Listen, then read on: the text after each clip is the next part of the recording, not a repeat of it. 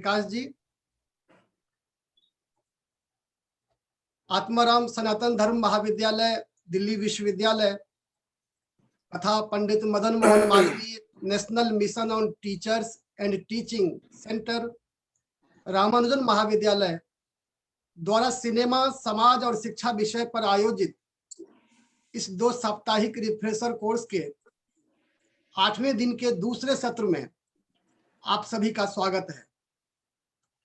हमारे इस सत्र के वक्ता हैं चर्चित फिल्म निर्देशक, स्क्रिप्ट राइटर और गीतकार श्री अविनाश दास। अविनाश, आपका स्वागत है। मेरी तस्वीर आ रही है या नहीं आ रही है? तस्वीर अभी मुझे तो नहीं दिख रही है। अच्छा। अमित,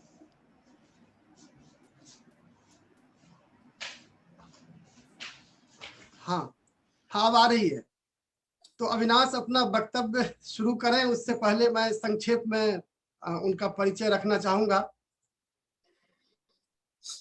दरभंगा, बिहार से आने वाले अविनाश दास कम उम्र में ही नागार्जुन से प्रभावित होकर और उनके सानिध्य में रहते हुए कविता लिखने लगे और बहुत जल्दी युवा कवि के रूप में इनकी पहचान बन गई थी। वर्ष 1995 में प्रभात खबर से अविनाश दास ने पत्रकारिता की शुरुआत की और बाद में इस अखबार के पटना और देवघर संस्करण के अलावा दैनिक भास्कर के झांसी संस्करण के भी संपादक रहे। अविनाश लगभग 4-5 वर्षों तक एनडीटीवी में आउटपुट एडिटर रहे। दरभंगा से ही रंगमंच से जुड़े रहे अविनाश जल संरक्षण से जुड़ी संस्था तरुण भारत संघ के साथ भी काम किया और मरी हुई नदियों के पुनर्जीवन की कहानियां लिखी, जो तरुण भारत संघ ने 5 वॉल्यूम में प्रकाशित की है। जो लोग ब्लॉगर हैं वे जानते हैं, जब यह प्लेटफॉर्म नया नया आया तो अविनाश ने अपने ब्लॉग मोहल्ला के माध्यम से एक प्रतिमान रच दिया।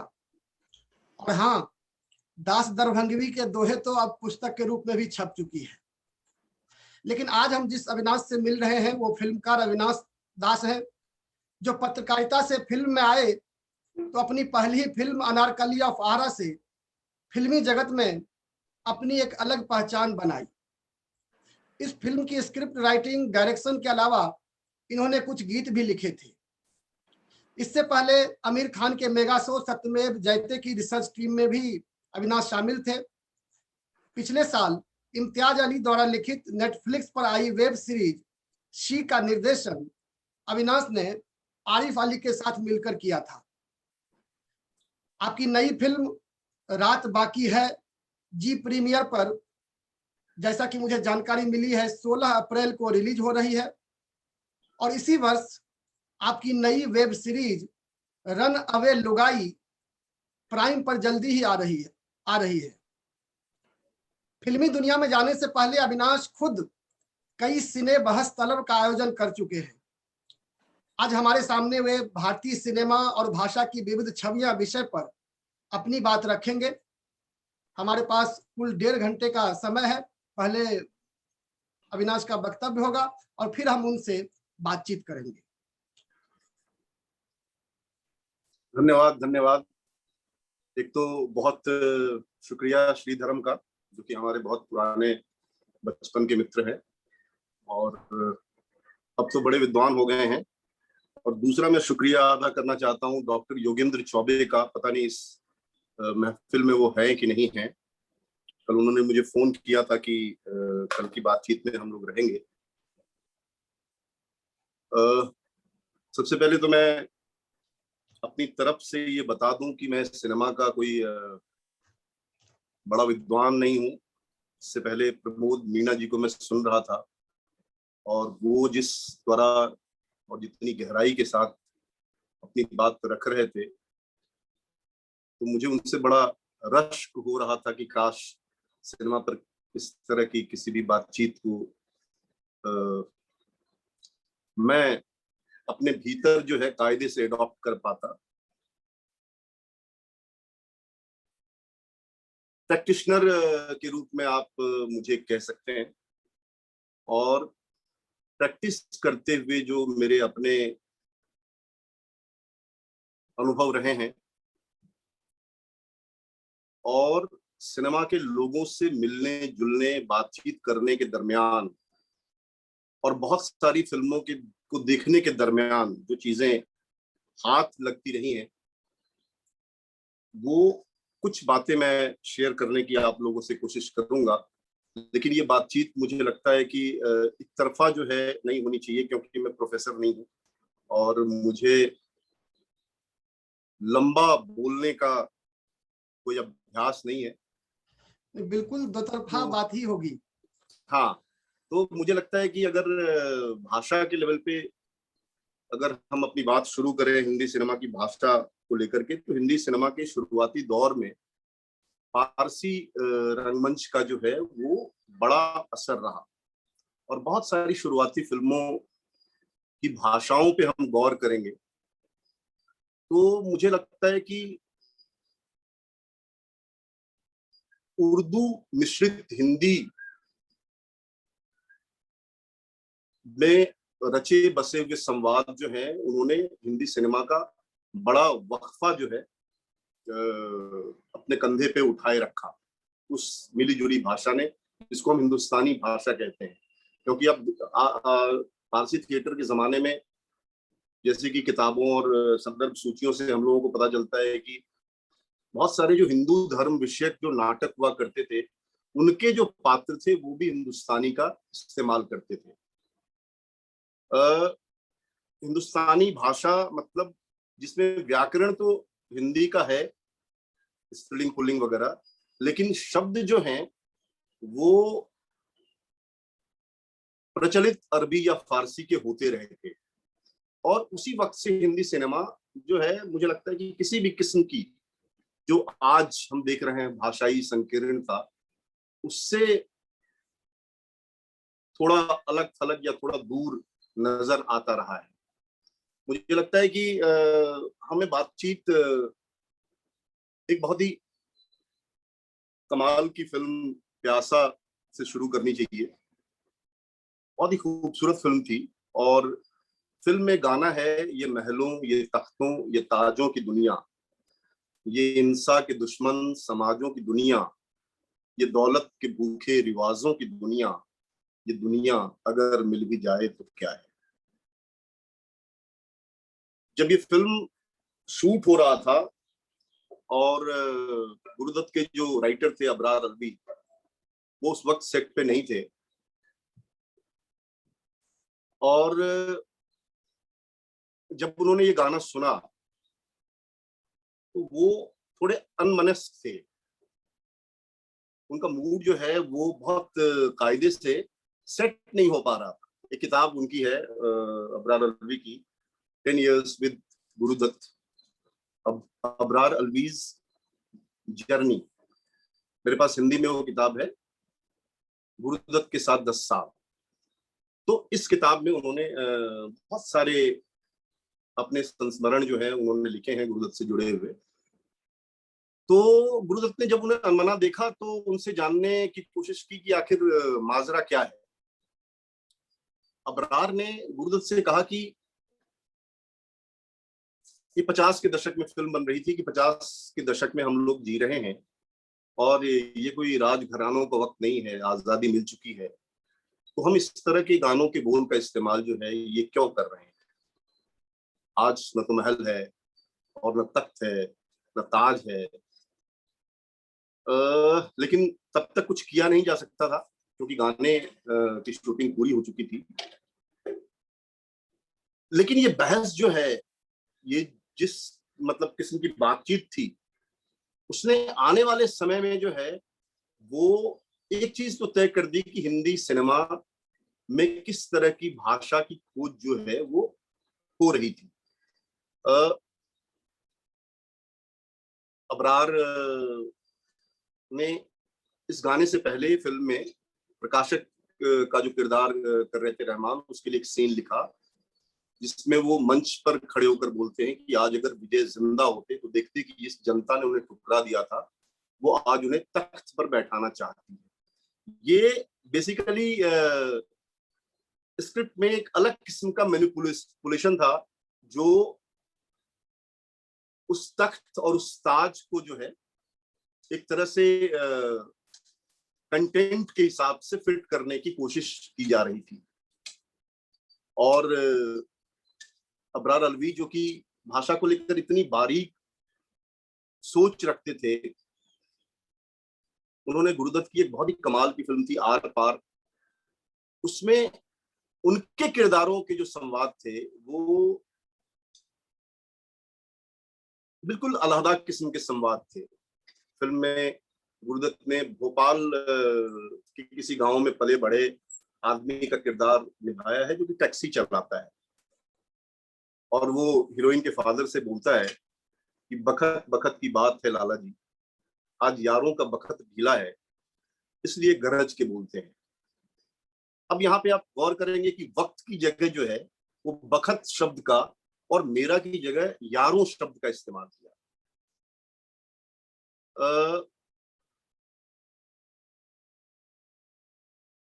अब जैसे पारसी की भूमिका निभा रहे जॉनी वॉकर, उसी फिल्म में एक जगह बोलते हैं कि मैं तुमसे पहले ही बोला था इधर से चलो करके, यहाँ करके जो है वो मुंबईया हिंदी है। तो इस तरह की हिंदी जो है जब पहली बार इस्तेमाल की गई भारतीय सिनेमा में, तो बहुत सारे लोगों ने वैसे ही नाक भौं सिकोड़ा था, जैसे आज अगर कोई एक नया प्रयोग हम करके अपने साहित्य या अपनी कविता में इस्तेमाल करते हैं तो लोगों को थोड़ा अनकंफर्टेबल फील होता है। जैसे रेणु का साहित्य जब भारतीय साहित्य की सतह पर आया था,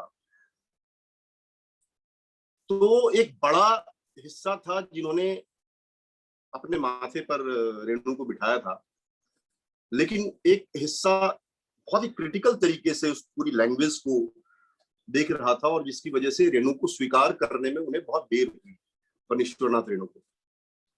अब रेणु की ही फिल्म आप देख लें, उनकी कहानी पे बनी तीसरी कसम मारे गए गुलफाम, उसमें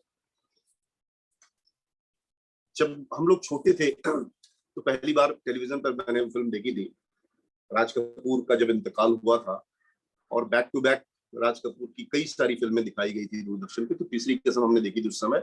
और उस समय एक फ्रेज जो है वो देख करके मन को एक अजीब किस्म की जो संतुष्टि होती है वो मिली थी, क्योंकि हम मिथिला अंचल से आते हैं और वहां पे लोटा और चाय की जगह चाह शब्द का इस्तेमाल होता है। और मैंने बहुत सारे लोगों ने, जो दर्शक थे, उन्होंने राज कपूर को लोटा और चाह जैसे शब्द का इस्तेमाल करते हुए देखा था, एक जब वो दुकान में चाय मांगने के लिए जाते हैं। तो मुझे लगता है कि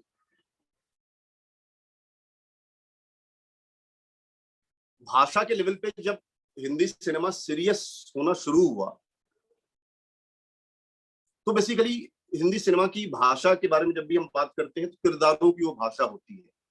तो आज ये बहस जो है बहुत मौजूद नहीं रह गया है, क्योंकि बहुत सारे जो एक्सपेरिमेंटल और पैरेलल फिल्म मेकर्स हैं, उन्होंने इस चीज को सॉल्व किया है कि किरदार के पूरे रहन सहन के बारे में सोचकर लिखना चाहिए कि आखिर वो किरदार कहाँ से आता है, किस वर्ग से ताल्लुक रखता है।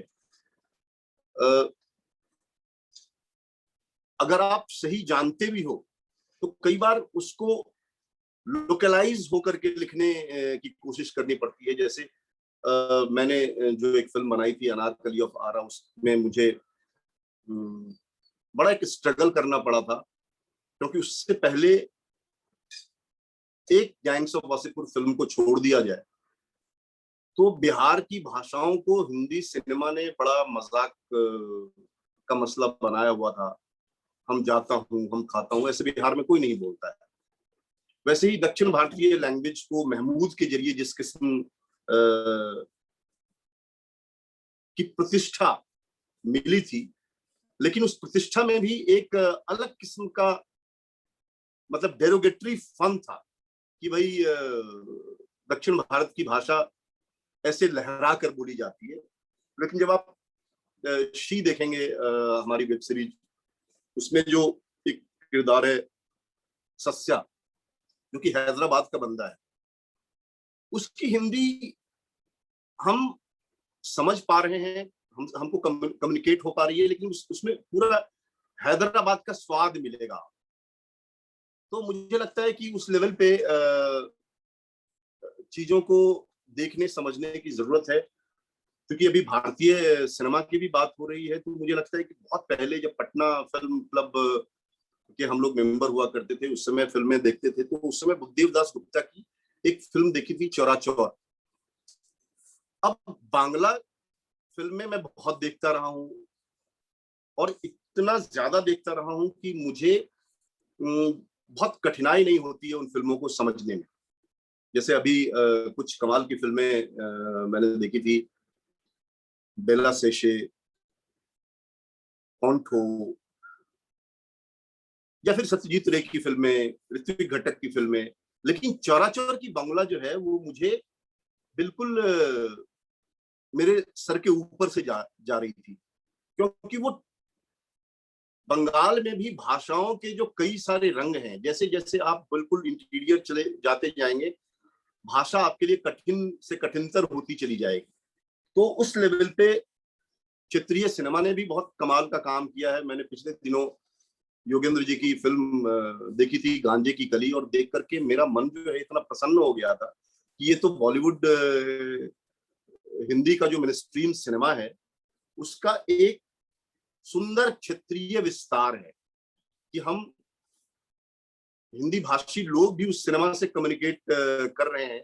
लेकिन उसकी भाषा जो है, मैं छत्तीसगढ़ का पूरा स्वाद जो है वो मुझे लगता है कि मौजूद रहा है। और भाषा की जहां तक बात है, मुझे लगता है कि उसके जरिए हम बहुत सारे जो निहितार्थ हैं उसको डील कर सकते हैं। भाषा की बात जब हम लोग करते हैं तो उसका मतलब ये नहीं होता है कि, मतलब मेरे हिसाब से ये नहीं होता है कि आप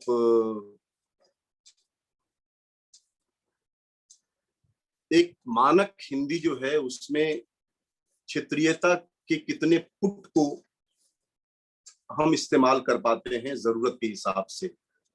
जब हम भाषा की बात करते हैं तो उसका ये मतलब भी होता है कि जब हम कोई संवाद बोलते हैं तो उसमें कितने सारे अर्थ जो है वो हम शामिल कर रहे होते हैं।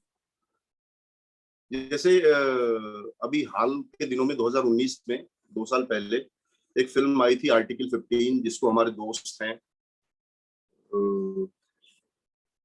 गौरव सोलंकी, उन्होंने वो फिल्म लिखी थी। और अनुभव सिन्हा भी हमारे दोस्त हैं, उन्होंने फिल्म डायरेक्ट की थी। उसमें आयुष्मान खुराना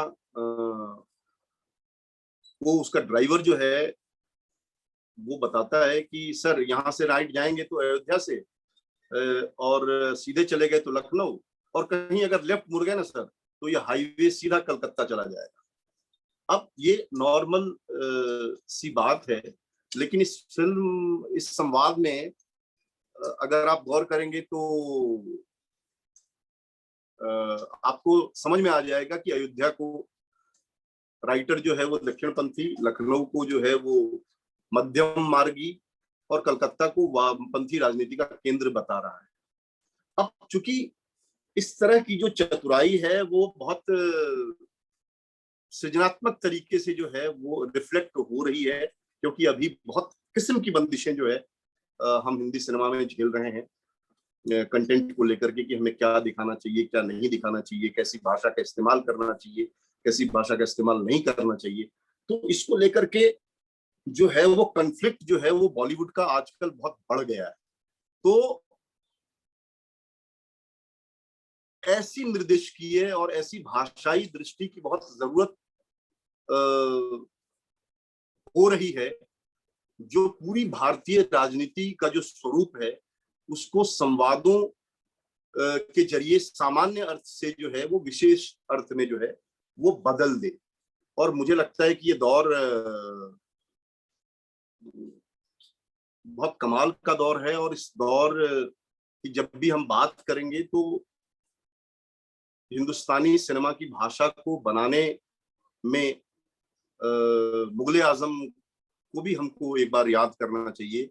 और उस फिल्म का एक संवाद मुझे याद आता है कि फारसी तहजीब में पला बढ़ा है उसका शहजादा सलीम, और वो कहता है कि मुझ पे जुल्म ढाते हुए आपको जरा सोचना चाहिए कि मैं आपके जिगर का टुकड़ा हूं, कोई गैर या गुलाम नहीं।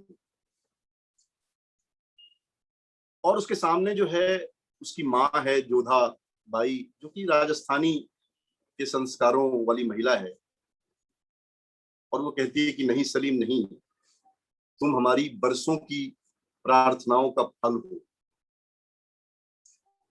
और मुगले आजम को हमको इसलिए भी याद करना चाहिए कि बहुत सारी भाषाओं का खूबसूरत कोलाज या खूबसूरत सामंजस्य जो है उसमें हम देखते हैं कि एक तरफ एक गाना जब उसका आप याद करिए कि जब रात है ऐसी मतवाली तो सुबह का आलम क्या होगा, और दूसरी तरफ बिल्कुल अवधि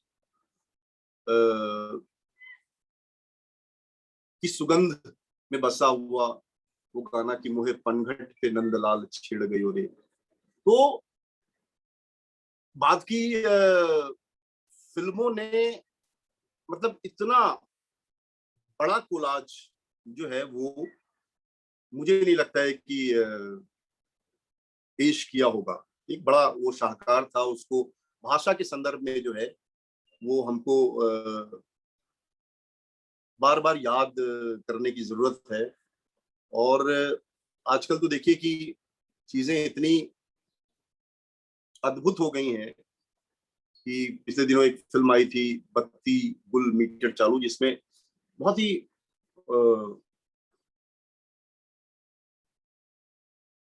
बहुत ही उथले तरीके से पहाड़ की भाषा का इस्तेमाल किया गया था, लेकिन उसके जो गाने हैं गोल्ड तांबा,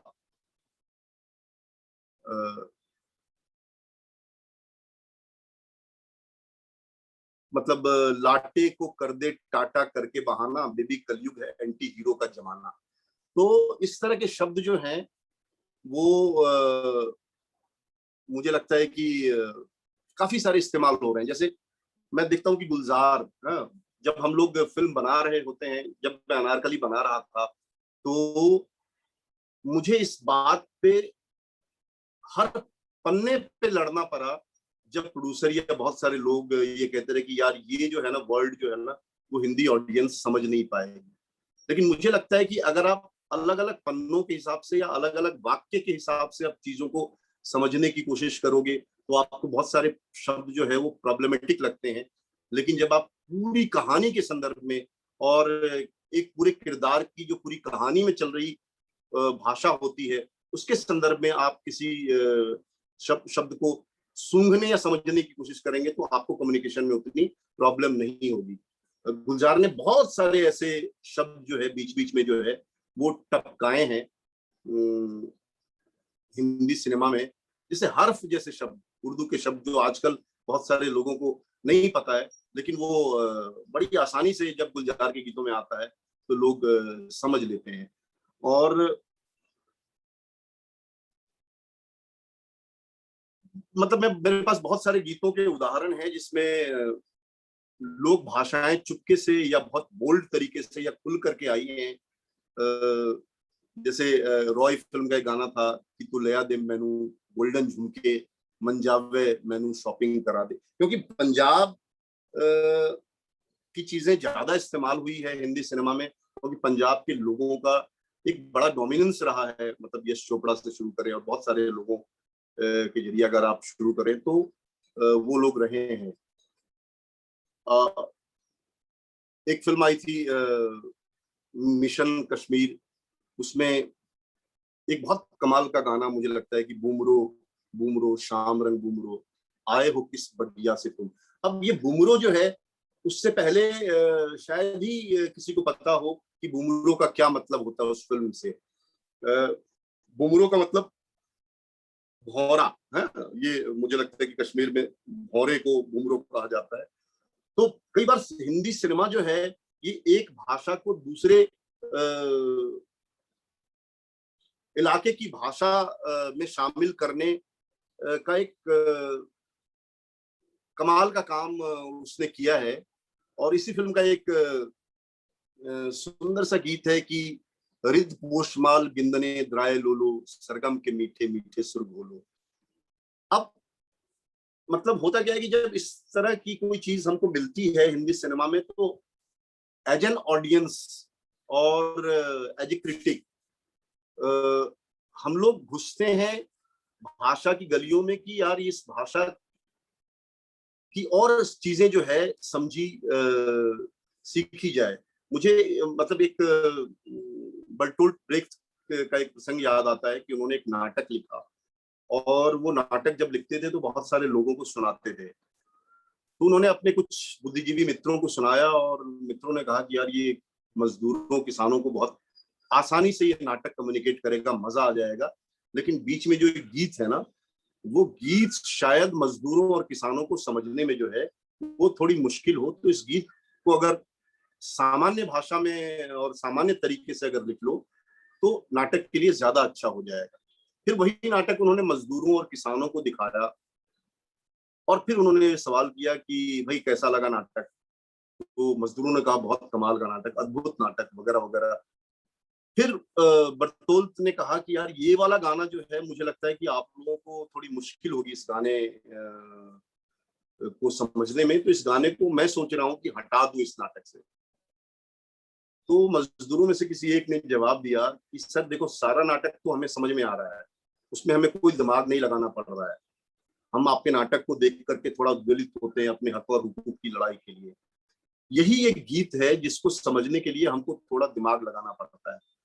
तो हम लोगों को लग रहा है, वो प्रतिनिधि के तौर पे बोल रहा था मजदूरों के, कि हम लोगों को लग रहा है कि इस गीत को तो होना ही होना चाहिए ताकि हमें भी थोड़ा दिमाग वाला इंसान, दिमाग वाला जो मानवीय इकाई है वो समझा जाए। तो अब जैसे मिशन कश्मीर के जिस पहली लाइन का मैंने जिक्र किया, रिद पोषमाल गिंदने द्राय लोलो सरगम के मीठे मीठे सुर खोलो।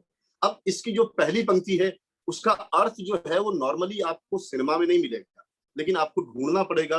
किसी भी एक पहाड़ी कश्मीरी आदमी से आप बात करेंगे तो आपको बता देगा कि उसका मतलब होता है आओ मिलकर बसंत ऋतु का स्वागत करते हैं। और कहते हैं कि जब गुलाम फिल्म आई थी 1998 में, तो उसका एक गाना था जिसको लेकर के हिंदी के जो प्योरिस्ट लोग थे उन्होंने बड़ा बवाल मचाया था। लेकिन वो गाना जो है वो टपोरी मुंबईया भाषा का गाना, वो हम लोग पटना, दरभंगा या रांची जैसे शहरों में भी बहुत कमाल तरीके से इस्तेमाल कर रहे थे कि ए क्या बोलती तू, क्या बोलूं मैं, सुन सुना आती क्या खंडाला। और जब मैं मुंबई में रहने लगा तब मैंने देखा कि ये तो बहुत आम है इस तरह की भाषा, ये चलता क्या, ये करता क्या, ये खाता क्या। और जो बोलचाल की ऐसी स्थानीय भाषाएं हैं उसको मेन स्ट्रीम हिंदी में खूबसूरती से पोएटिक तरीके से इस्तेमाल करने का जो दौर है वो दरअसल हिंदी सिनेमा को विविध बनाने का भी मसला है और उसको ज्यादा से ज्यादा मतलब रियलिस्टिक बनाने का भी जो मुझे लगता है कि वो मसला है। एक बहुत ही मशहूर फिल्म अगर आप के जहन में होगा, मुन्ना भाई एमबीबीएस, तो उसमें जो संजय दत्त का किरदार है मुन्ना भाई का, अब वो किस तरह की जबान का इस्तेमाल करता है, बोले तो ए मामू अपुन की चिरकुट मांगता है। मतलब अब ये वर्ल्ड जो है मुझे लगता है कि पूरे हिंदुस्तान में जगह जगह जो है कि भाषाओं में चस्पा हो गए हैं लोग। मिथिला का आदमी भी या भोजपुर का आदमी भी या अवधी का आदमी भी या ब्रज का आदमी भी अपनी भाषाओं में मतलब थोड़ा सा इस लेवल पे जो है वो चुटकी लेने लगा है। तो हमारे एक मित्र हैं अजय ब्रह्मात्मक जी, बड़े भाई भी हैं, वो शायद पिछले दिनों आए भी थे। वो हमेशा से कहते रहे हैं कि हिंदी सिनेमा जो है, वो हिंदी सिनेमा के जो गीत जो हैं, वो आधुनिक भारतीय समाज का एक तरह से लोकगीत ही है। और मुझे लगता है कि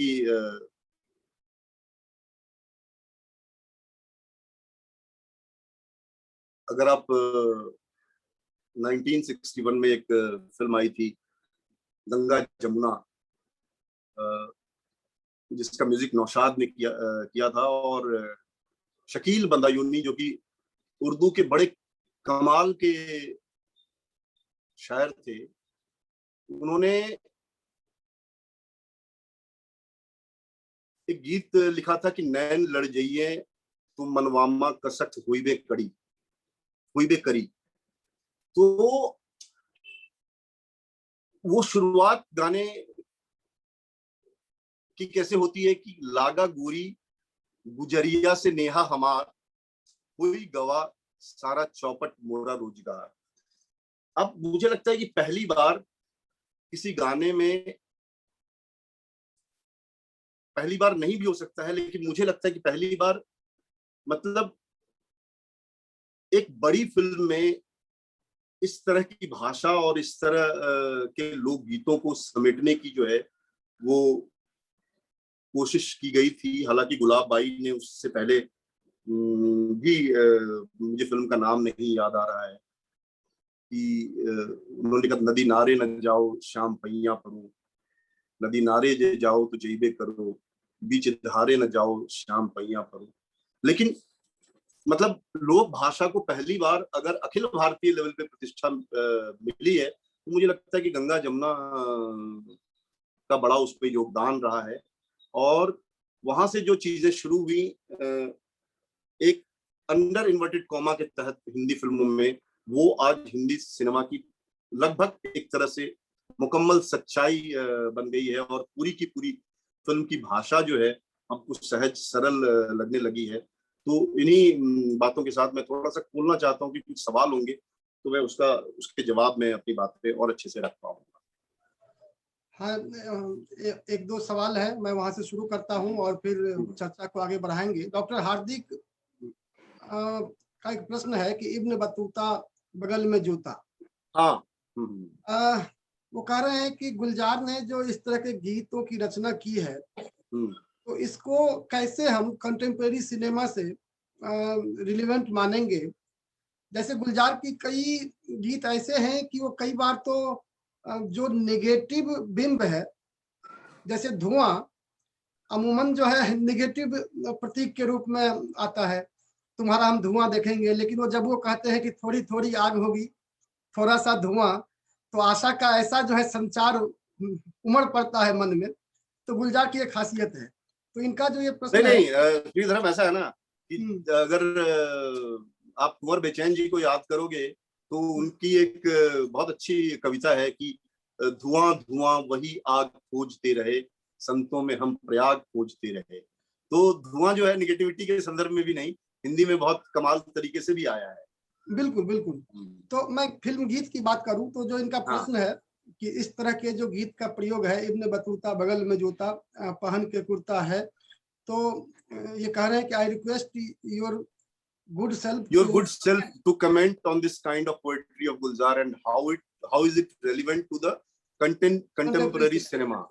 तो नहीं, ये मैं इनका सवाल इसीलिए भी नहीं समझ पा रहा हूँ क्योंकि मुझे लगता है कि गुलजार एक ऐसे गीतकार रहे हैं जिन्होंने बहुत सारे जो हिंदी के जो मुहावरे हैं, हिंदी उर्दू के जो मतलब मुहावरे हैं, उसको हिंदी सिनेमा के गीतों में इस्तेमाल किया है। जैसे अगर आप लकड़ी की काठी का घोड़ा, एक सेकंड प्रज्ञा जी, मैं एक लाइव में हूं, मैं आपको 1:30 बजे के आसपास कॉल करता हूँ। हाँ, करेक्ट, मैं आता हूँ, है ना, मैं कॉल करता हूँ, ठीक है। तो मतलब वो इस्तेमाल उन्होंने किया है, या फिर बहुत सारे जो ऐसे गुलजार ने गाने लिखे हैं कि जैसे एक बंटी और बबली फिल्म आई थी, उसमें भी जो उन्होंने बहुत ही मशहूर क्या गाना था जो कि बिल्कुल कजरारे। कजरारे कजरारे वाला भी आप देख लो, उसमें भी बहुत जो है वो लोकल और मुहावरे आए हैं उस तरीके से। या छोटे छोटे शहरों से हम तो भोर दोपहरों से, छोटे छोटे झोला। शहरों से ऐसी भोर दोपहरों से हम तो झोला उठाकर चले, है ना। अब झोला, दोपहरिया, इस तरह के शब्द जो हैं वो हिंदी की जो मतलब एक मानक चाल है उसमें वो फिक्स कर देते रहे हैं। तो गुलजार को मुझे लगता है कि ये क्रेडिट भी देना चाहिए और साथ खून माफ भी करना चाहिए कि उन्होंने इस तरह की चीजों का इस्तेमाल किया। हालांकि जिस गीत की चर्चा उन्होंने की है, इब्न बतूता पहन के जूता, उस पर बड़ा विवाद भी रहा है कि भाई सर्वेश्वर दयाल सक्सेना की जो कविता है ना, उसकी थोड़ी उन्होंने मतलब नकल की है बिना क्रेडिट दिए हुए। लेकिन हिंदी का बड़ा समाज समझता है कि चीजों को कैसे ग्रहण करना चाहिए और कैसे नहीं ग्रहण करना चाहिए।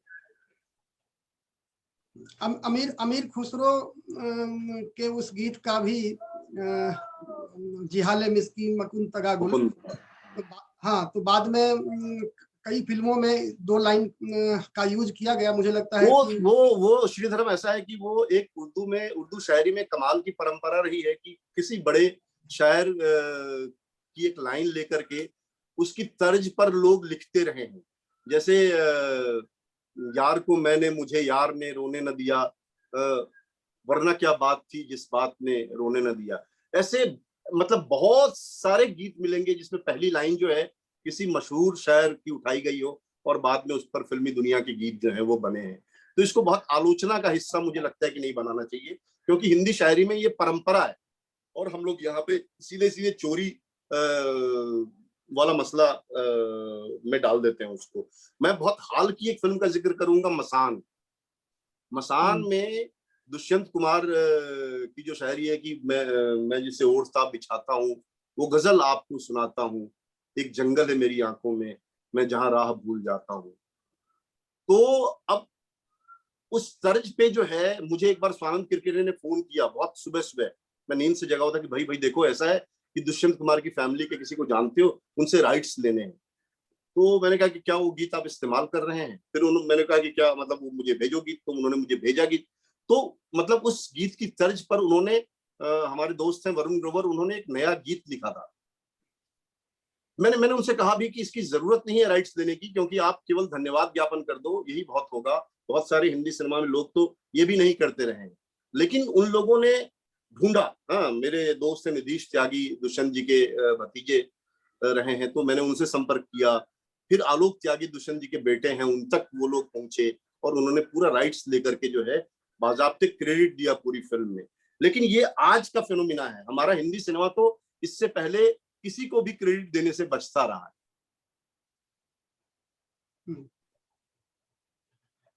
एक प्रश्न है डॉक्टर राजेश कुमार का, मुगले आजम सरीखी हिंदी फिल्मों की भाषा में अति नाटकीयता क्या पात्रों की सहजता को प्रभावित करती है? यदि हाँ तो किस तरह और किस रूप से प्रभावित करती है? दरअसल होता क्या है ना कि सिनेमा में पात्र एक बहुत ही महत्वपूर्ण इकाई तो है, लेकिन अगर पूरे सिनेमा के जादू के संदर्भ में आप देखें तो मुझे लगता है कि वो नाटकीयता जो है उस तरीके से हिंदी सिनेमा को डिग्रेड करने में, मुगले आजम को डिग्रेड करने में कोई काम नहीं कर रही है, बल्कि मुगले आजम को एक नए तरीके से बड़ा बनाने में ही वो उस फिल्म के किरदारों की भाषा जो है वो काम कर रही है।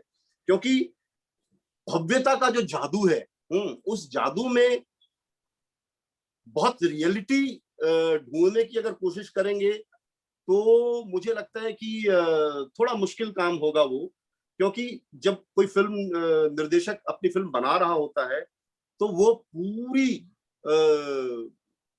भव्यता के संदर्भ में हर एक चीज को देख रहा होता है, चाहे वो सेट हो, चाहे वो कॉस्ट्यूम हो, चाहे वो म्यूजिक हो, चाहे वो बैकग्राउंड स्कोर हो, चाहे वो लैंग्वेज हो, मतलब कुछ भी। तो मुझे लगता है कि जो मुगले आजम में भाषा की जो अति नाटकीयता है वो एक तरह से मुगले आजम की सहजता भी है उस पूरी फिल्म की। तो मतलब हमको उसी संदर्भ में उस फिल्म को देखना चाहिए और उस फिल्म की भाषा को देखना चाहिए। एक प्रश्न डॉक्टर सैयद मुबीन जहरा जी का है। 1970 film Heer Ranjha written by Kaifi Azmi is an entire film based on Urdu कैफियत नरेशन। अच्छा, कैफियत नरेशन, यस। हाँ देखिए, होता क्या है ना कि ये चूंकि प्रश्न नहीं है, ये तो उन्होंने एक तरह की सूचना भी है और ये बहुत ही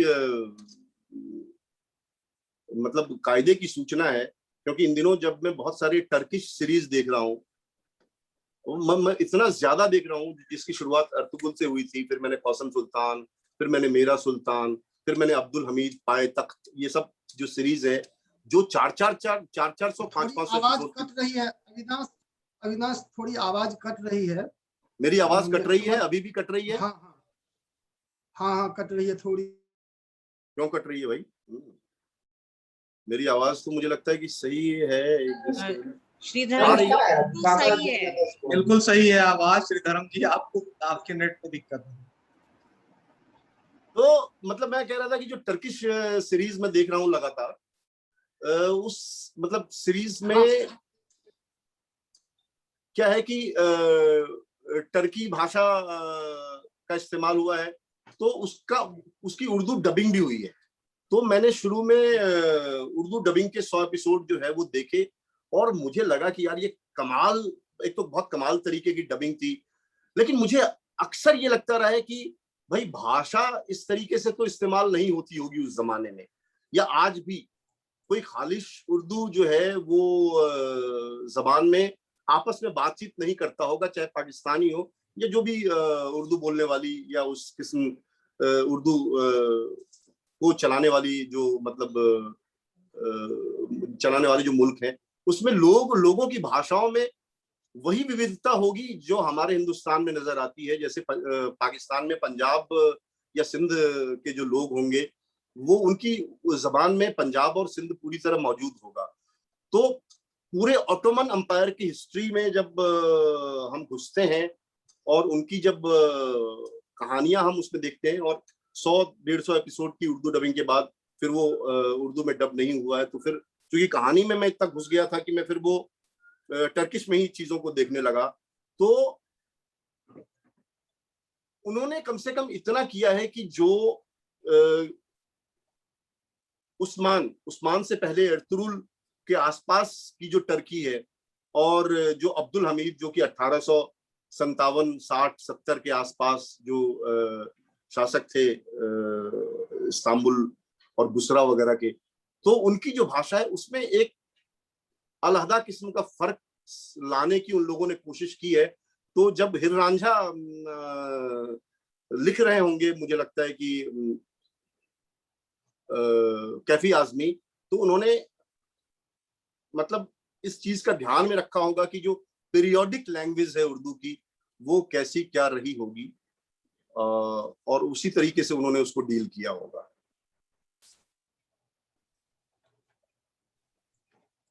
श्रीधरम नीरज, हाँ नीरज कुमार जी का प्रश्न है, आप पढ़ सकते हैं।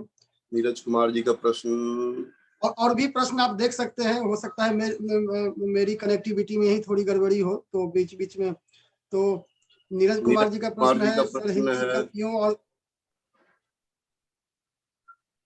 अच्छा फिल्मी गीतकारों के बीच रचनात्मक को लेकर, हिंदी कवियों और फिल्मी गीतकारों के बीच रचनात्मकता को लेकर लंबी बहस चली आ रही है, जिसमें कहीं ना कहीं अपनी श्रेष्ठता को लेकर दोनों एक दूसरे पर बातें करते रहे। ऐसे में चूंकि ये गीतकार जो कि कई बंधनों में बनकर, जैसे धुन, सिचुएशन और दर्शकों की मांग के अनुसार गीत लिखता है, जबकि कवि अपने लेखन में आजाद होता है, ऐसे में आप किस कला को ज्यादा मुश्किल और रचनात्मक मानते हैं, कविता या गीत? मुझे लगता है कि ये हिंदी साहित्य के भीतर की बहस है और हिंदी सिनेमा से इसका कोई सीधा लेना देना नहीं है, क्योंकि हमारे आज के दौर के जो गीतकार हैं, इरशाद कामिल हो या राजशेखर हो, या वरुण ग्रोवर हो, या शकील आजमी हो, या डॉक्टर सागर हो, या फिर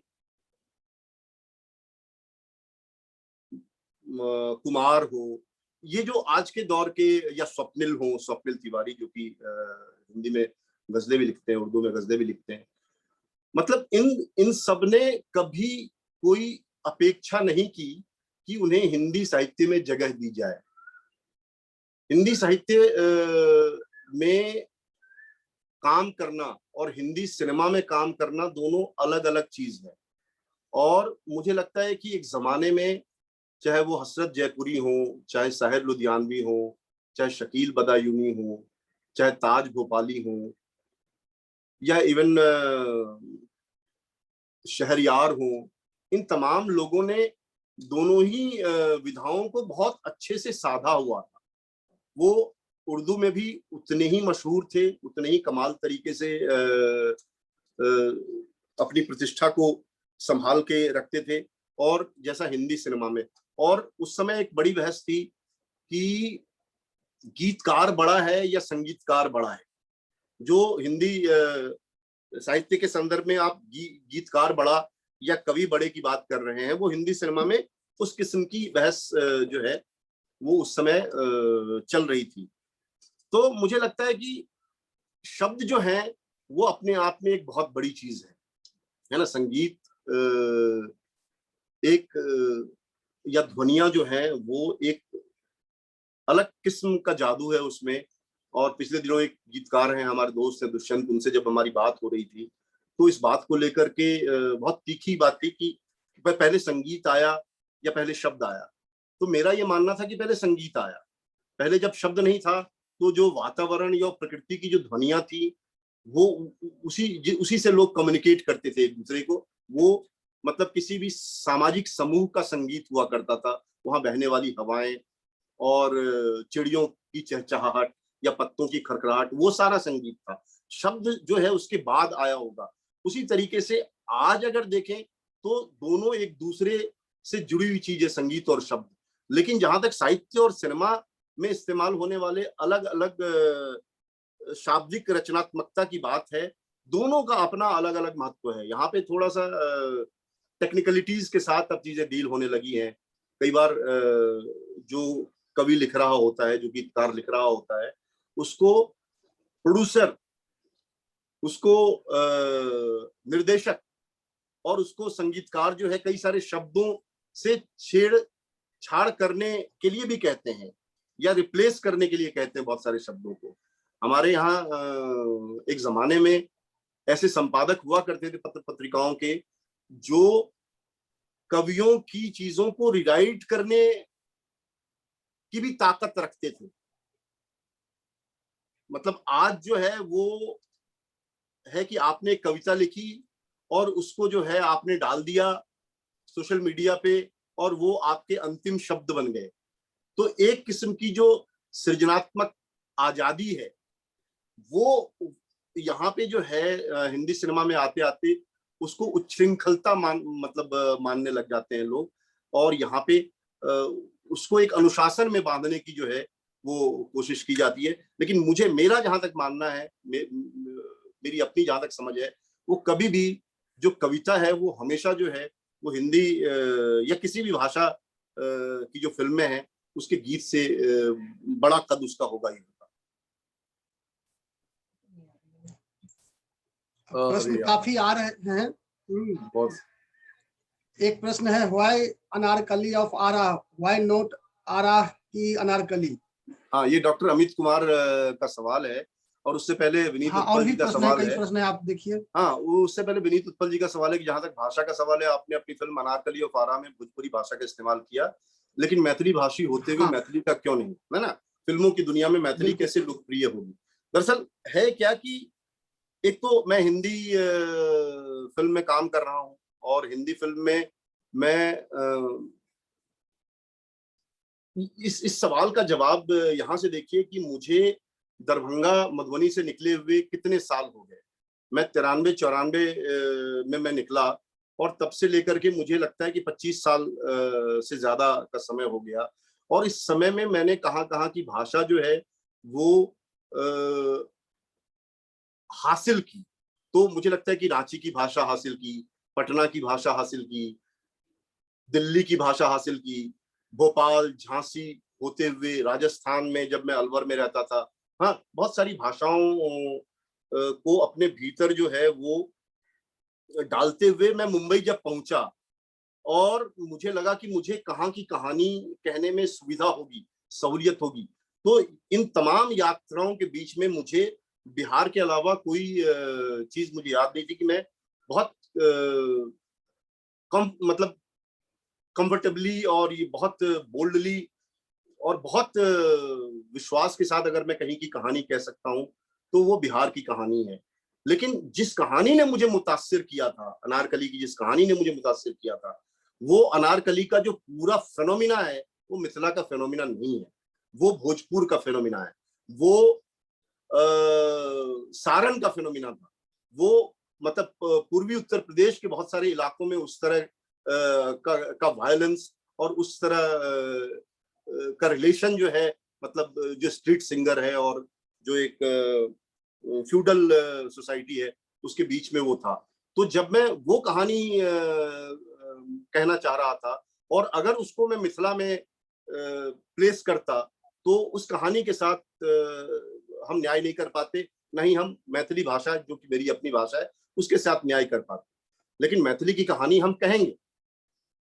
लेकिन मैं हिंदी सिनेमा में काम कर रहा हूं और चूंकि मैथिली सिनेमा का अर्थशास्त्र वैसा नहीं है कि जो मुझे अपने तरीके की कहानी बनाने की सहूलियत दे सके, तो हिंदी सिनेमा में ही मैं मैथिली संवेदनशीलता वाली कहानी कहने की कोशिश करूंगी और जहां तक करूंगा। दरअसल कभी कभी जो होता है कि आपके भीतर एक स्त्री जो है वो आ जाती है और उसकी लैंग्वेज में आप बात करने लगते हो, तो ये छोटी छोटी गड़बड़ियों को आप इग्नोर मारते चलिए।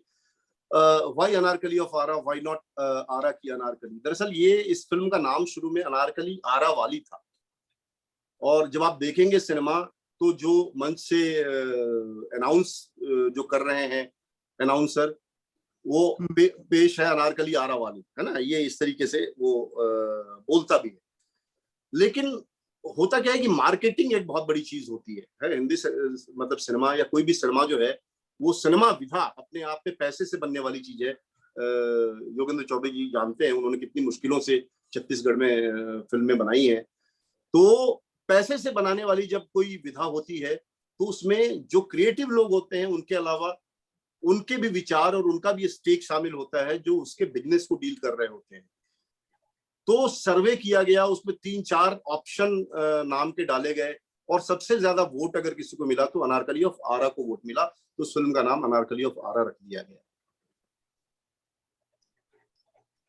मोहिनी सावटकर का सवाल है, please comment on gibberish language in songs, for example the song बिजली की रानी मैं हूं I from mister India movie begins बिजली गिराने में ही लाइक, हाँ, gibberish like haka chick chick, that does not make any sense।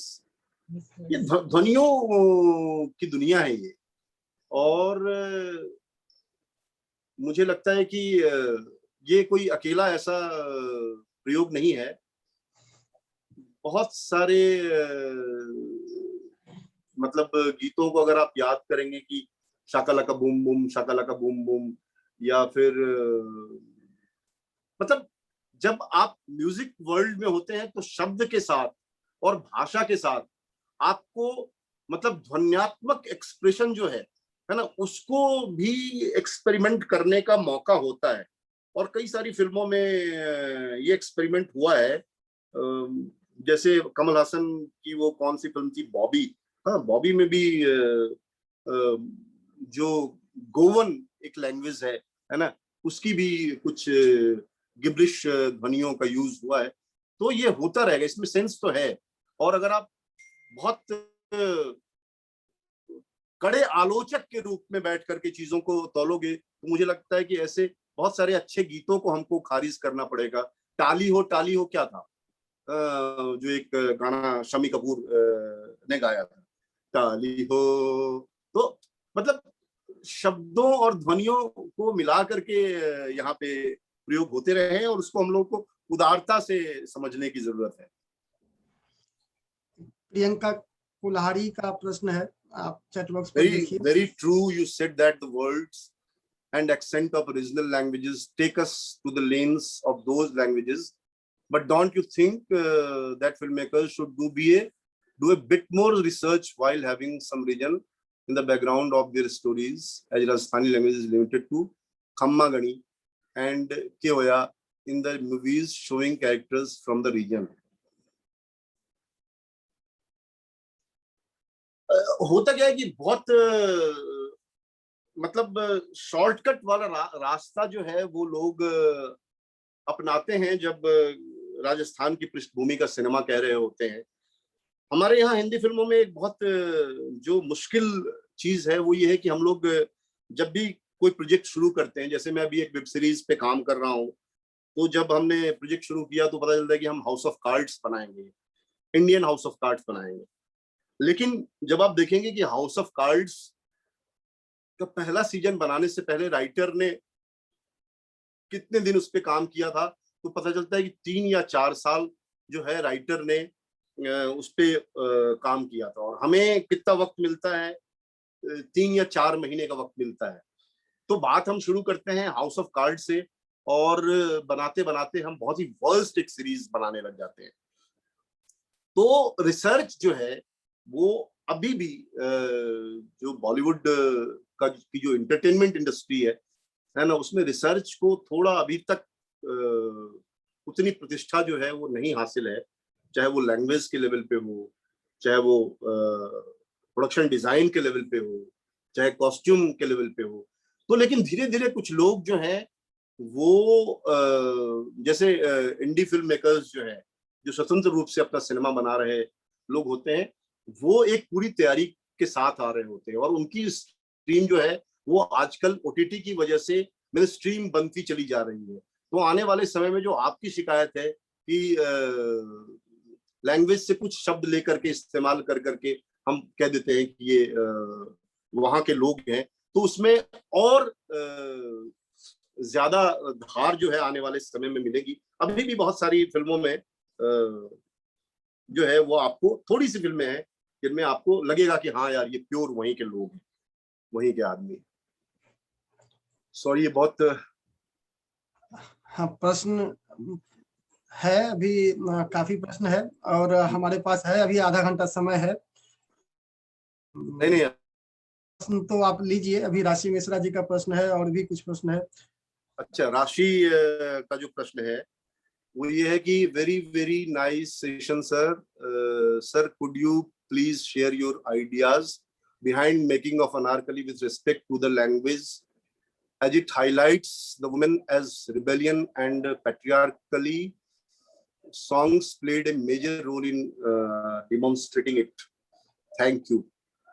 ये इस पर मैं कई बार अपनी बात कर चुका हूँ राशि जी, और मुझे लगता है कि जब एक मामूली स्त्री की कहानी कह रहे होते हैं और उस मामूली स्त्री के अपने स्टैंड लेने की कहानी, मुझे हमेशा लगता है कि जो सर्वहारा है, जिसने सब कुछ हारा हुआ है, उसको किसी बात का कोई डर नहीं होता। वो हमारे जैसे लोग जो एक खास किस्म की लाइफ स्टाइल में होते हैं, हम कोई भी सवाल करने से पहले या कोई भी काम करने से पहले इस बात से डरे हुए होते हैं कि हमारी लाइफ स्टाइल कहीं इससे प्रभावित तो नहीं होगी, हमारा जो अपना एक जीने का स्तर है उसको कहीं नुकसान तो नहीं पहुंचेगा। और इस वजह से हम कई बार रिबेलियन होने से डरते हैं, कई बार सही सवाल करने से सही जगह पे डर जाते हैं। लेकिन जो एक हारी हुई स्त्री है या हारा हुआ जो क्लास है, वो मतलब शहादत की हद तक आगे बढ़ के अपनी लड़ाई लड़ता है। तो अनारकली का किरदार कुछ कुछ उसी तरीके से जो है वो धीरे धीरे सामने आता है फिल्म में। तो चाहे हमने गीत लिखने की जो कवायद है, मतलब उसकी बात हो, या फिर भाषा में जो उस प्रांत की या उस इलाके की जो एक मासूम किस्म की सच्चाई है उसको लाने की बात हो, तो उसके लिए हम लोगों ने बहुत कोशिश की थी। हमने स्वरा भास्कर को जो है वो बिहार भेजा था, आरा भेजा था। आरा के एक लॉज में वो वहाँ मतलब परीक्षा की तैयारी करने वाले जो छात्र हैं उनके साथ वो मतलब बहुत लंबा वक्त उसने बिताया था। वहाँ की लोकल जो मार्केट है वहाँ उसने मतलब बहुत सारी शॉपिंग की थी। तो हमने जो अनारकली में उसको जो कॉस्ट्यूम दिया है या उसको जो लैंग्वेज दी है, भले ही हमने अमरोहा में शूट किया हो, दिल्ली में शूट किया हो, लेकिन जो चीजें बहुत सारी इस्तेमाल हुई हैं वो उसमें आरा की इस्तेमाल हुई है। मतलब भौतिक चीजों से लेकर के भाषा के लेवल पे भी हमने मतलब उस तरीके से जो है वो काम किया है। तो कभी अगर पर्सनल बातचीत होगी तो और भी लंबी कहानियां, बहुत सारी कहानियां मैं आपको राशि जी सुनाऊंगा। अभी तो इतनी सी ही बात है। योगेंद्र चौबे जी का पानी पीजिए। ऐसा है कि हम लोग 1.5-2 घंटे की आपकी फिल्म देखते हैं, घंटों घंटों आपकी सीरीज देखते हैं, तो 1.5 घंटा तो बनता ही है कि आप जवाब दें। नहीं, हम जवाब देंगे, लेकिन प्रॉब्लम क्या है कि हम तुम लोगों की तरह विद्वान नहीं है। समझे ना, तुम लोग प्रोफेसर लोग हो। हम लोग अकादमिक विद्वान हैं, लेकिन जो व्यवहारिक बातें होती है, प्रैक्टिकल बातें होती है, वो ज्यादा अच्छी लगती है और उबाऊ नहीं होती है। हम लोग उबाऊ भी व्याख्यान देते हैं। नहीं, अरे अभी मैं सुन रहा था प्रमोद मीना जी को, कितने इंतुजियास्ट के साथ वो अपनी बात रख रहे थे। श्रीधरम जी, हाँ जी सर जी। ये योगेंद्र चौबे जी ने हैंड रेज किया हुआ है, वो शायद कुछ बोलना चाहते हैं। हाँ, बोलिए ना योगेंद्र जी। योगेंद्र जी को मैं देखना भी चाहता हूँ। उनको अनम्यूट करा दीजिए, अमित से कर। हाँ जी।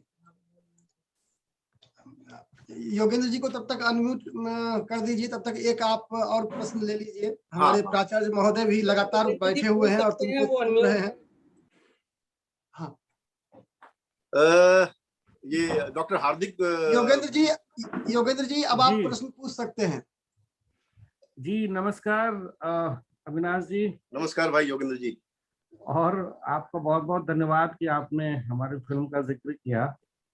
और मैं 2-3 चीजें मैं आपसे जानना चाह रहा था कि एक तो ये कि मैं अनारकली को, जैसे पहले भी चर्चा हुई थी और मैं आज भी मैं उसे हिंदी सिनेमा की बजाय भोजपुरी सिनेमा का ही एक अच्छा विस्तार मानूंगा, एक अच्छा, ठीक है, उसको मैं भोजपुरी सिनेमा ही मानूंगा मैं। और दूसरी बात यह है कि बड़ी अच्छी बात है कि आप थिएटर से भी जुड़े रहे, साहित्य से भी जुड़े रहे, पत्रकारिता से भी जुड़े रहे, उसके बाद फिर आप जो है वो सिनेमा में आते हैं। तो स्वाभाविक है कि एक लंबी प्रक्रिया के बाद आप इस मीडियम पे आते हैं आप। तो एक दृश्य भाषा होती है, जैसे हम लोग अपने नाटकों के बारे में कहते हैं, एक रंग भाषा होती है। उसी तरीके से आप सिनेमेटिक लैंग्वेज को आप कैसे देखते हैं, और ये जो सिनेमेटिक लैंग्वेज है उसे आप जो है वो किस रूप में बनता हुआ देखते हैं या किस रूप में जो है वो बनाते हैं।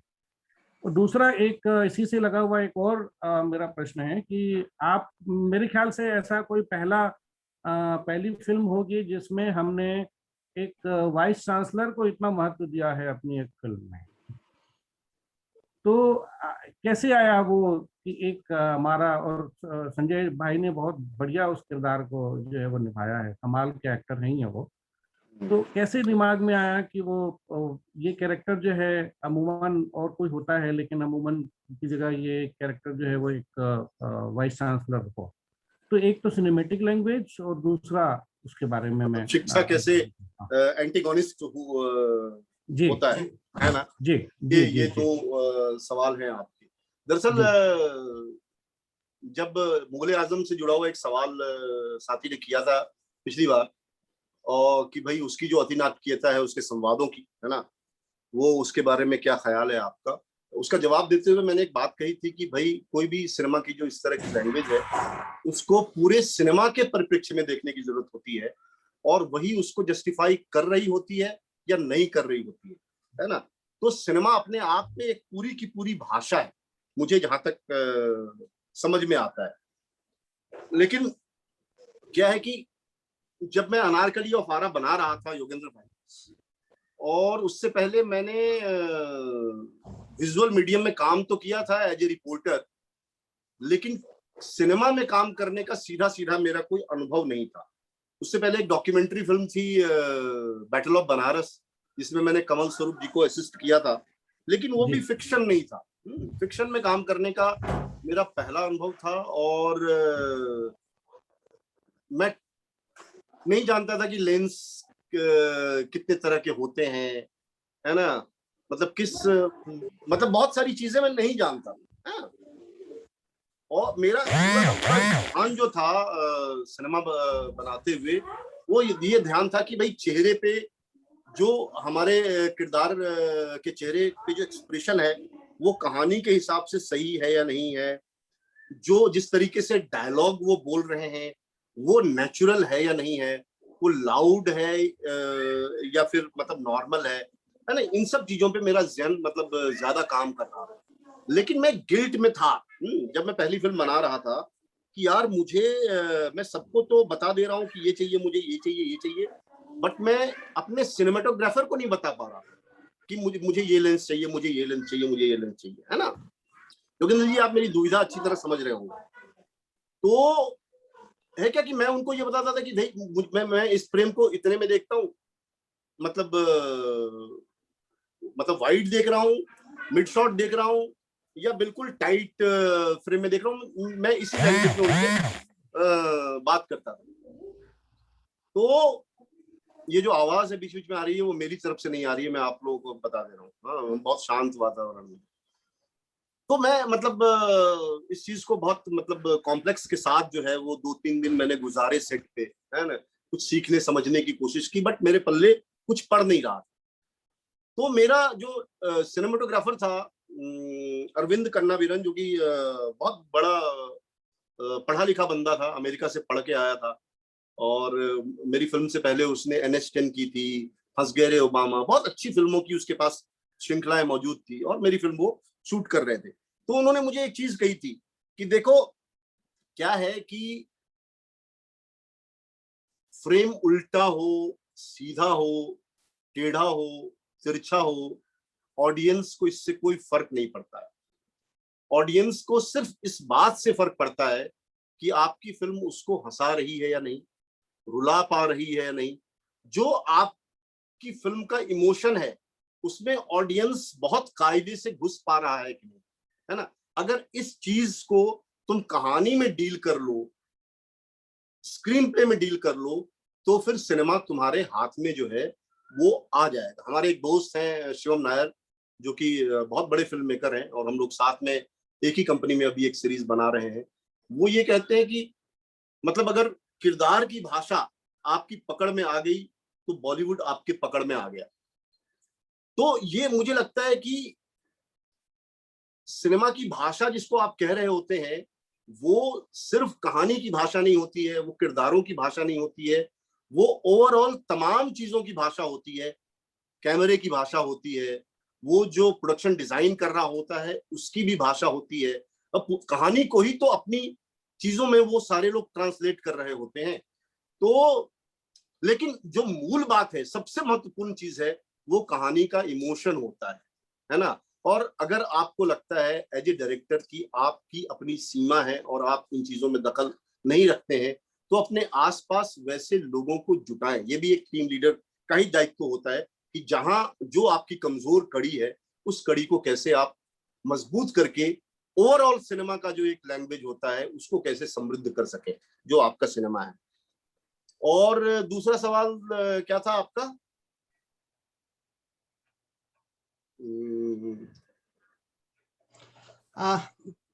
कोई बात नहीं, हम सवाल बहुत हैं। तो एक सवाल ले लेते हैं डॉक्टर सुनील कुमार का। जी जी जी जी। OTT की भाषा को लेकर आप क्या कहना चाहेंगे, खासकर वेब सीरीज में प्रयुक्त होने वाली बेतहाशा गालियों पर आपकी क्या राय है? देखिए क्या है कि में भी बहुत गाली है, जबकि वो हाँ, संगीत घराने की कहानी है। नहीं देखिए, प्योरिस्ट समाज तो नहीं है। अगर प्योरिस्ट समाज होता तो पिछले दिनों आप एक सूबे के मुख्यमंत्री को टेलीविजन चैनल पे गाली देते हुए नहीं देखेंगे, है ना। तो होता क्या है कि जो सिनेमा का यथार्थवाद है, जो विजुअल मीडियम का यथार्थवाद है ना, वो कहीं ना कहीं लैक करता रहा है पहले भी। अब ये हमेशा निर्देशकों के अपने विवेक या सच्चाइयों तक पहुंचने की उसकी अपनी सुविधा या दुविधा पे निर्भर करता है कि वो अपने किरदारों को कौन सी भाषा देगा या नहीं देगा। तो जो जिस तरीके से जीवन जी रहा होता है या जीवन के बारे में सोच रहा होता है निर्देशक या लेखक, वो उस तरह की किरदार रचता है। ओटीटी में सुविधा ये है कि आपको मतलब थिएटर जो है वो बुक नहीं करना होता, यानी एक थिएटर में, एक मॉल में अगर 5 स्क्रीन है और 5 स्क्रीन पे 5 या 3 या 2 फिल्में लगी हुई हैं, तो मतलब वो सीमा है कि वहां पे आपके पास बहुत चॉइस नहीं है। ओटीटी में चॉइस है। ओटीटी में ऐसी भी बहुत सारी सीरीज है जिसमें कोई मतलब गाली गलौज नहीं है, ऐसी सीरीज है जिसमें गाली गलौज की भाषा है। तो ये मतलब हमेशा जो मतलब चूंकि इंडिविजुअल मीडियम है कि आप एक जगह बैठ के आप अकेले देख रहे होते हैं, तो आप खुद को कैटेगराइज करेंगे कि आपको कैसी चीजें देखना पसंद है। तो ओटीटी ये सुविधा देता है। आप ओटीटी को एक ही रंग में रंगना चाहेंगे तो मुझे लगता है कि थोड़ा मुश्किल होगा, है ना। उसमें आपका भी रंग शामिल है और उसमें दूसरों की रुचियों का रंग भी शामिल है।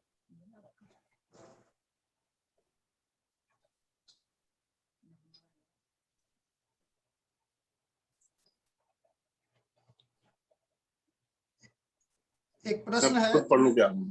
हाँ, राजेश कुमार जी का, हिंदी फिल्मों की भाषा प्रायः भावावेग की भाषा रही है जो दर्शक को अपने प्रभाव में बहा ले जाती है। क्या इससे दर्शक का आलोचनात्मक विवेक पीछे नहीं छूट जाता है? हिंदी फिल्मों की भाषा में जितना भावनात्मक आलोड़न होता है, क्या वैसा ही संबंध विचार से भी जुड़ता है? ये डॉक्टर राजेश कुमार कौन है? हमारे अपने डॉक्टर राजेश कुमार नाटककार है क्या? अब नहीं, ये नहीं पता। नहीं, जो भी है मेरा। तो डॉक्टर साहब ऐसा है कि पूरी लड़ाई तो हिंदी सिनेमा की यही है कि वो दर्शकों को किस हद तक अपने जादू में जो है वो बहा ले जाता है। बहुत सारे ऐसे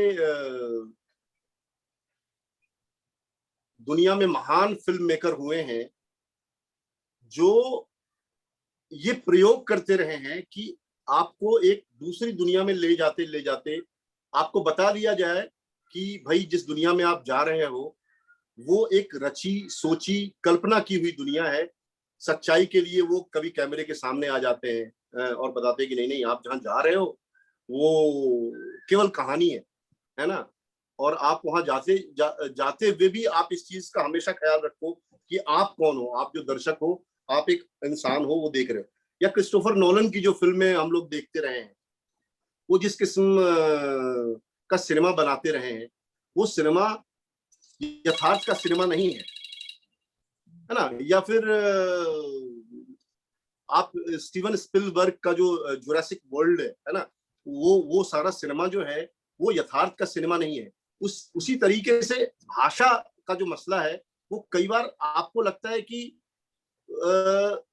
आपको किसी और दुनिया में ले जा रही है, लेकिन उस दुनिया में जाते हुए भी आप एक इंसान होते हैं, है ना। और कई बार होता है ना कि कई सारी फिल्में आपको देखने के बाद भी लंबे समय तक असर कर रही होती हैं। और इस मामले में एक फिल्म है MS सत्तू ने बनाई थी, गर्म हवा, जो कि बहुत कमाल की फिल्म, आज भी मेरे दिमाग में हॉन्ट करती रहती वो फिल्म। तो सिनेमा का काम ही यही है बेसिकली, है ना। बाकी सिनेमा को लेकर के जो बहस या विमर्श करने वाला समुदाय है, उसकी जिम्मेदारी ये है कि दर्शकों का एक ऐसा वर्ग तैयार करे जो इस तरह के भावावेग में बहाने वाली फिल्मों को देखते हुए भी वो पॉलिटिकली और सोशली साकांक्ष रहे, है ना। ये सिनेमा का दायित्व नहीं है। एज ए फिल्म मेकर हमारा दायित्व तो ये होगा कि हम एक ऐसी दुनिया में दर्शकों को ले जाएं जो उनकी दुनिया नहीं है, या जिसमें कहीं खो जाए, वो हैमलिन शहर के उस बांसुरी वादक की तरह, है ना। तो मुझे लगता है कि ये मतलब मेरे कंसर्न का सवाल नहीं है, ये आप लोगों के कंसर्न का सवाल है। अच्छा, एक प्रश्न डॉक्टर अमित कुमार का है। Can you suggest the best way to contribute in Bollywood, how to approach, let's say if I want to write for your film, how to contact you? आप ये बता दीजिए। देखिए, बहुत बढ़िया आपने सवाल किया है कि अरुण कमल की एक कविता है कि क्या है अपना इस दुनिया में, सब कुछ लिया उधार, सारा लोहा उन लोगों का अपनी केवल धार। हाँ। तो अगर आपको अपनी धार पे विश्वास होगा और सिनेमा बनाने को लेकर के आपके भीतर उसी धार के समानांतर एक जुनून होगा, तो मुझे लगता है कि कोई भी रास्ता आपको बॉलीवुड में ले आने से रोकेगा नहीं। आपका स्वागत है बिल्कुल, और आप आइए। मैं तो खुला खेल फर्रुखाबादी की तरह हूँ, मेरा सब कुछ जाहिर है। मेरा आप मेल आईडी लें, मेरा एक फोन नंबर लें, मुझसे बात करें। अगर आपकी कहानी ने मुझे प्रभावित किया तो मैं उसको जरूर कंसीडर करूंगा, क्योंकि कहानियों की तलाश तो यहाँ होती रहती है। लोग बेचैनियों के साथ इधर उधर कहानियों को ढूंढते रहते हैं।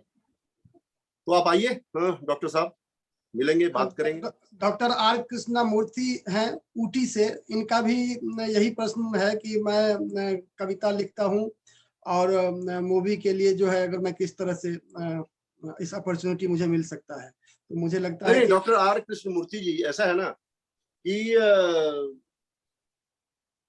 ये एक अलग किस्म की दुनिया है जिसमें काम करने के लिए आपको इस दुनिया से रोज बरोज एक मतलब कॉन्ट्रैक्ट में रहना पड़ेगा। क्योंकि होता क्या है कि जब हम एक कहानी सोच रहे होते हैं या उसको कर रहे होते हैं तो हमें गीत की जरूरत होती है, और कविता की जरूरत होती है, डायलॉग्स की जरूरत होती है, लेकिन हम जरूरत के हिसाब से लोगों को पिक करते हैं और देखते हैं कि हमारे पास जो समय सीमा है उस सीमा में बेस्ट अवेलेबिलिटी क्या है। तो हमारे आसपास जो गीतकारों की दुनिया है, जो लेखकों की दुनिया है, हम उनका इस्तेमाल करते हैं, लेकिन इनसे ज्यादा बड़ी दुनिया उन मेधावी लेखकों और गीतकारों की है जो मुंबई में नहीं रहते हैं, या कलकत्ता में नहीं रहते जहां फिल्में बनती, या साउथ में नहीं रहते जहां फिल्में बनती हैं। अभी आने वाला समय इतना सुंदर भी हुआ है इस पेंडेमिक में। आप देख लें कि बहुत सारे काम, जैसे मैं पिछले 25 दिनों से अपने घर से बाहर नहीं निकला हूं, लेकिन मैं रोज 2-3 घंटे 4 घंटे जो है जूम पे अपने राइटर्स के साथ इंटरेक्ट कर रहा हूं। तो अब इस पेंडेमिक ने ये बताया है कि जो तकनीक है वो कितना कामयाब हुआ है कम्युनिकेशन में। तो इसके लिए कोई मायने नहीं रख रहा है कि आप बंबई में हो चाहे नहीं हो, है ना। आप कहीं भी रहें, ऊटी में रहें या फिर देहरादून में रहें या फिर सासाराम में हो, आप यहाँ के लोगों से वाबस्ता हो सकते हैं और यहाँ के लोगों को आप कंट्रीब्यूट कर सकते हैं। अच्छा, मैं अंत में जो आपकी आने वाली फिल्म है रात बाकी है और जो सीरीज है वो रन अवे लुगाई, शायद मैं सही अगर हाँ बिल्कुल बिल्कुल तो बिल्कुल। इन दोनों के बारे में थोड़ी सी जानकारी अगर मिल जाए तो और अच्छा हो। नहीं, एक परसों मेरी एक फिल्म रिलीज हो रही है। दरअसल इन्होंने मेल आईडी मांगा था तो मैंने मेल आईडी दे दिया इनको। तो परसों जो फिल्म रिलीज हो रही है रात बाकी है, वो अतुल सत्य कौशिक नाम के एक सज्जन है जिनका हिंदी रंगमंच में आप योगेंद्र जी जानते होंगे उनको। बिल्कुल उनको काफी अच्छा योगदान रहा है और उन्होंने एक नाटक लिखा था बालीगंज 1990। वो नाटक बहुत ही अच्छा था और एक रात की कहानी थी जिसमें एक मर्डर हो जाता है और उस मर्डर के पीछे जो है की भाग दौड़ है। तो अनूप सोनी जो कि इस फिल्म के एक अहम किरदार हैं, और राहुल देव और पाओली दाम जो कि बंगाल की बहुत ही मशहूर एक्ट्रेस है, इन लोगों के साथ हमने Z5 के लिए फिल्म बनाई और सस्पेंस थ्रिलर बेस सिनेमा है। 1.5 घंटे की फिल्म है, आपको मजा आ भी सकता है और नहीं भी आ सकता है, लेकिन एक बार देखने की अपील मैं जरूर करूंगा इस फिल्म को। आप लोगों को। और जहां तक रनअवे लुगाई की बात है, वो हमने रात बाकी है से पहले बनाई थी और पिछले लॉकडाउन से पहले हमने वो सीरीज बनाई थी। लॉकडाउन की वजह से कुछ काम उसका बचा हुआ था, जो काम हमने पूरा कर लिया।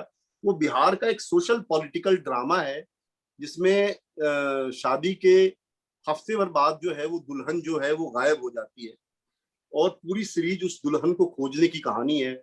और उसके पैरेलल जो है उस दुल्हन की अपनी महत्वाकांक्षाओं की कहानी है। तो एक जो अल्ट्रा मॉडर्न अप्रोच है किसी मॉडर्न स्त्री के दिमाग में, और उसके साथ जो एक ट्रेडिशनल अप्रोच है सोसाइटी का, उसके बीच का एक कॉन्फ्लिक्ट है। तो उसमें भी वो थोड़ा फार्स और रियलिटी के बीच एक अलग किस्म का एक्सपेरिमेंट हमने किया है उस सीरीज में। तो वो आप देखेंगे तो आपको ऐसा मतलब मजा ही आएगा। लेकिन मैं एक बार फिर ये भी कहना चाहूंगा कि ये दोनों ही काम जो आप देखेंगे, इसमें मैंने कहानी के लेवल पे 10% कंट्रीब्यूट किया होगा। पहले से मेरे पास कहानी आई थी, मेरी कहानी नहीं है ये, किसी और की कहानी पे मैंने काम किया है। लेकिन आगे आने वाले समय में मैं अपनी कहानियों पे भी काम करने की कोशिश करूंगा, जिसको फोर्सफुली देखने की अपील मैं करूंगा तब। अच्छा, अंत में बस अंतिम प्रश्न मैं रखना चाहता हूँ अविनाश। जी। आपने कविता से शुरुआत की, मुझे वो दिन याद आ रहा है जब नाटक में हम जाते थे और साथ में पत्रकारिता आपने शुरू की। तो कविता से शुरू की। राजेंद्र यादव ने एक बार एक अपने नॉवेल लिखवा लिया। संपादकीय में लिखा कि आजकल के जो युवा हैं वो नॉवेल नहीं लिखते, तो आपने पूरा उपन्यास लिख दिया। फिर मन हुआ कि भाई दोहा लिखे, तो वो किताब लिख डाली। तो फिर पत्रकारिता में आए, इलेक्ट्रॉनिक में आए।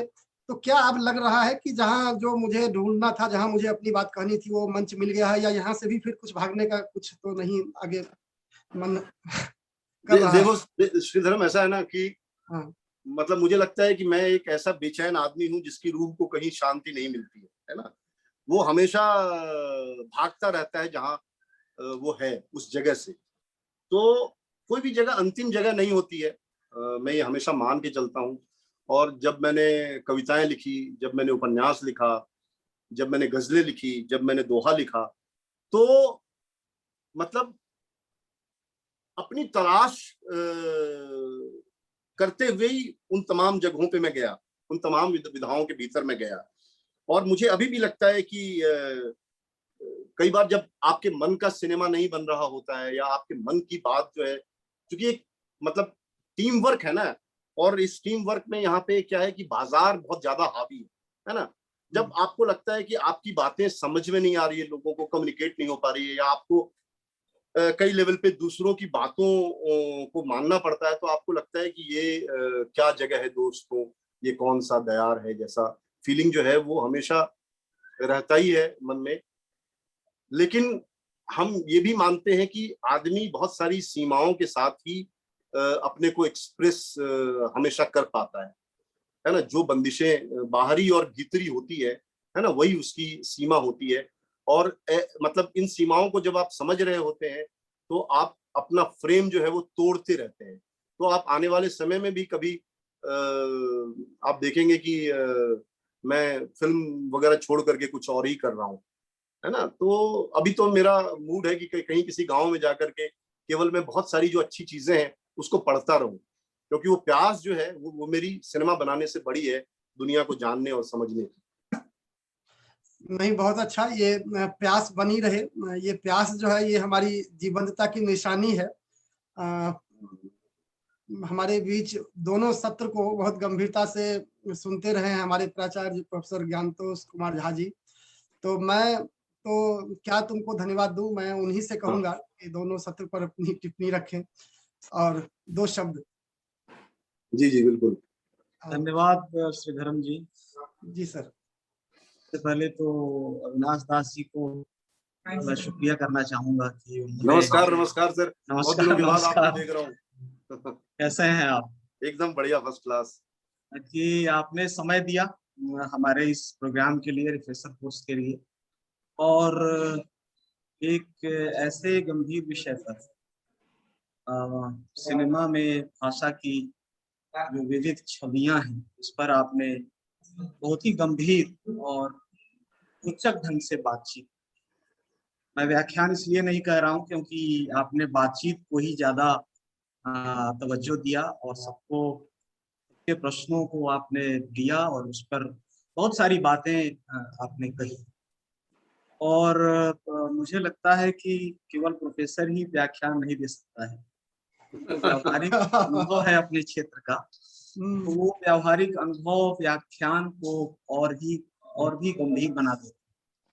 और बिल्कुल मैं आपसे सहमत हूँ कि सिनेमा की भाषा की जो छवियां हैं वो निश्चित रूप से जो लोग साहित्य के या रंगमंच के विद्यार्थी रहे वो इस बात को बहुत गहरे अर्थ में समझते हैं कि वो छवियां केवल जो एक संवाद है, डायलॉग है, वहीं तक भाषा नहीं है, बल्कि वो संपूर्ण रूप में सिनेमा में उस भाषा को देखा जा सकता है, चाहे कैमरे की भाषा है या मौन की भाषा है या अंधकार की भाषा है या प्रकाश की भाषा है या रंग की भाषा है या सेट की भाषा है।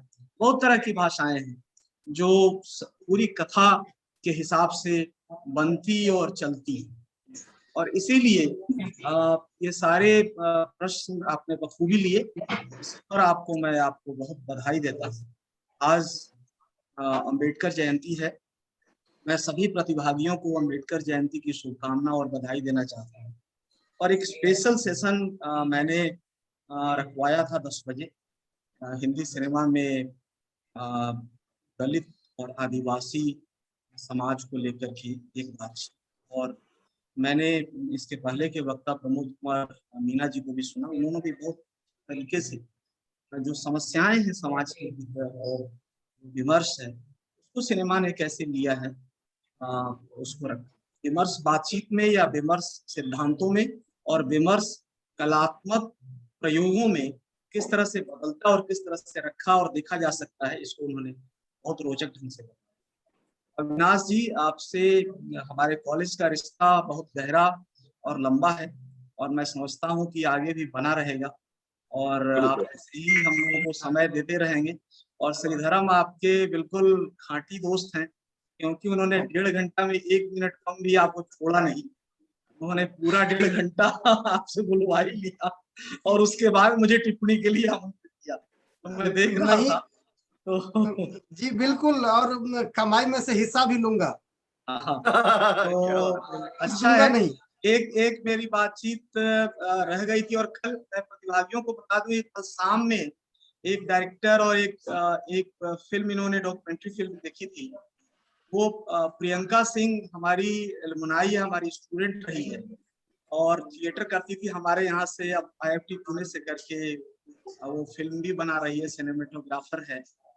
तो ऐसे बहुत सारे हमारे यहाँ चूंकि नाटक और रंगमंच की बड़ी समृद्ध परंपरा है, बहुत हमारे विद्यार्थी अब निकल के आए। शाम में भी मैं अपने एक विद्यार्थी से आपको मिलवाने वाला हूँ।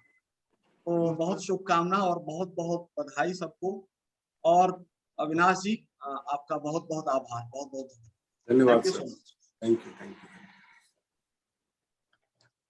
थैंक यू, धन्यवाद सर। तो इसी के साथ आज का सत्र समाप्त हो रहा है। हम लोग फिर 1:30 बजे मिल रहे हैं एक नए व्याख्यान के साथ। धन्यवाद।